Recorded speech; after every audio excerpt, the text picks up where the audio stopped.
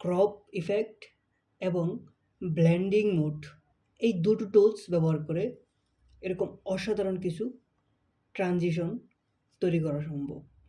তো চলুন দেখে নিই কী করে। আর হ্যাঁ, চ্যানেলটি সাবস্ক্রাইব করে না থাকলে এখনই সাবস্ক্রাইব করে ফেলুন। তো প্রথমেই একটি ভিডিওর কিছু অংশ অন্য একটি ভিডিওর উপরে রাখবো, যে অংশটুকুর উপর আমরা ট্রানজিশন এফেক্ট তৈরি করব।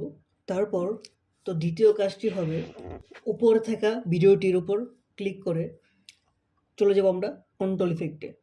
কন্ট্রোল ইফেক্ট থেকে ক্যাপাসিটির নিচেই ব্লেন্ডিং মোড নামে একটি অপশন দেখতে পারবেন।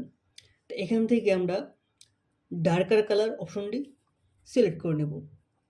তো ডার্কার কালার অপশনটি সিলেক্ট করার পর আপনার ভিডিও দুটি একটির সাথে অটোমেটিকলি ব্লেন্ড হয়ে গেছে।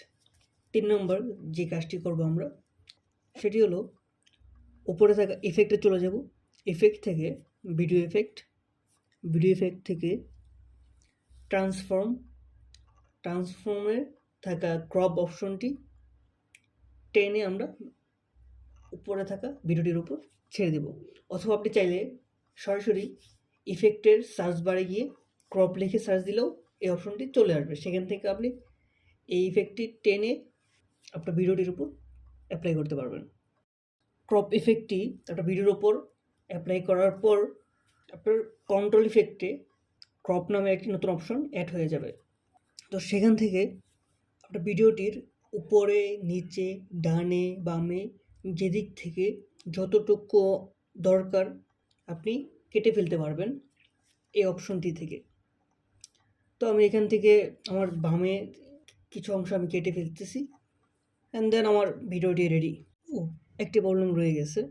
তো আমার ভিডিও দুটি অনেক শেক করতেছিল, যে ভিডিওটি করেছে সে একদমই নোব ক্যামেরাম্যান, আর তাই প্রত্যেকটি অংশ আমাদের ধরে মিলাতে হবে। তো এর জন্য দুটি টুলস আমি ইউজ করবো, একটা হলো পজিশন, একটা হলো ক্রপের লেফট। তো একটি বা দুটি ফ্রেম পর আমার ভিডিও দুটি যে অবস্থানে ছিল একটি আরেকটির উপর, তো সেই সেম অবস্থানে নিয়ে যাচ্ছি আমি।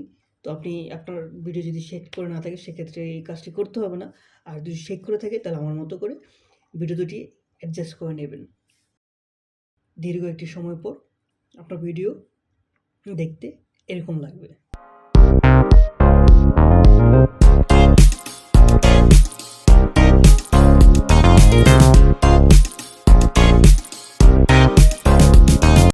তো আশা করি এভাবে আপনিও কিছু অসাধারণ ট্রানজিশন তৈরি করতে পারবেন। তো এই ভিডিওটি থেকে যদি কিছু শিখতে পারেন তাহলে অবশ্যই লাইক দিতে ভুলবেন না,